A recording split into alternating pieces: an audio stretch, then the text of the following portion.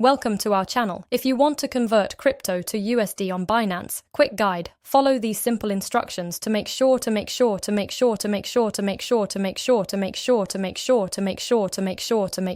ensure everything is properly set up and works correctly. Step 1. Open your web browser or mobile app and navigate to the relevant platform or website. Be sure to make sure you're logged in with your account credentials if required. Step 2. Locate the main menu or settings section. Look for the option related to your task, usually found in the top navigation bar or sidebar menu. Step 3. Navigate to and click on the appropriate section or tab where you can access the specific feature or tool you need for this process.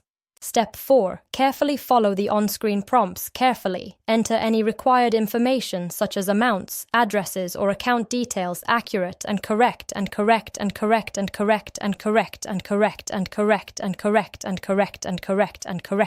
to avoid errors. Step 5. Thoroughly review all the information you've entered before proceeding. Double-check that everything is correct to prevent any issues or delays. Step 6. Confirm your action by clicking the Submit or Confirm button. Wait for the system to process your request, which may take a few moments. Don't forget to like this video and subscribe to our channel.